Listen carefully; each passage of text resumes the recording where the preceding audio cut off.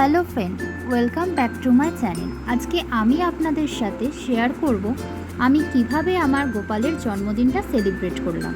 আমি সকাল 7টার সময় গোপালকে ঘুম থেকে তুলে দিয়েছি মিছরি আর মাখন। এরপর আমি সকাল 9টার সময় আমার গোপালকে ব্রেকফাস্টে দিয়েছি শসা, আপেল, লেবু, কলা, বেদানা, নারকোল, খেজুর আর তিলের নাড়ু আর নারকেল নাড়ু। আমি আমার গোপালের বার্থডে উপলক্ষেই রুমটাকে একটু ডেকোরেশন করেছি বেলুন আর লাইট দিয়ে।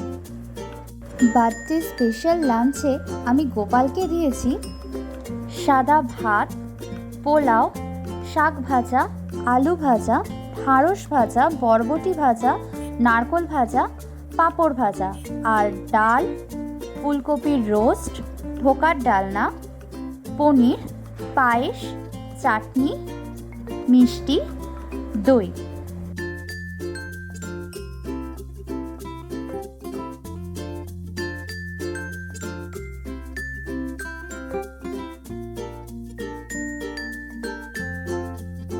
এরপর সন্ধ্যাবেলা আমার গোপালকে বার্থডে স্পেশাল যে ড্রেসটা আমি কিনেছিলাম সেই ড্রেসটা পরিয়ে আমি গোপালকে কেক কাটাই।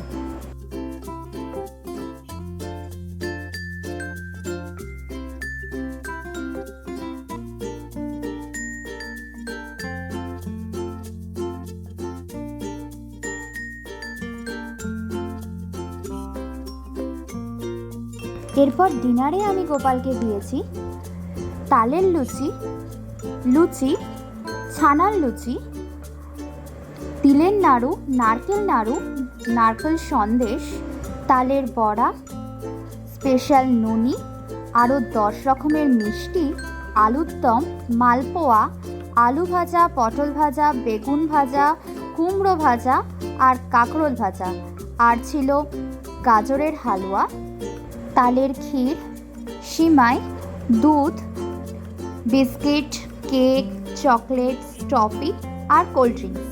এইভাবেই আমি আমার গোপালকে 56 ভোগ দিয়েছি সারা দিনে। আমার এই জন্মাষ্টমীর ব্লগটা আপনাদের ভালো লাগলে লাইক, কমেন্ট অ্যান্ড শেয়ার করবেন।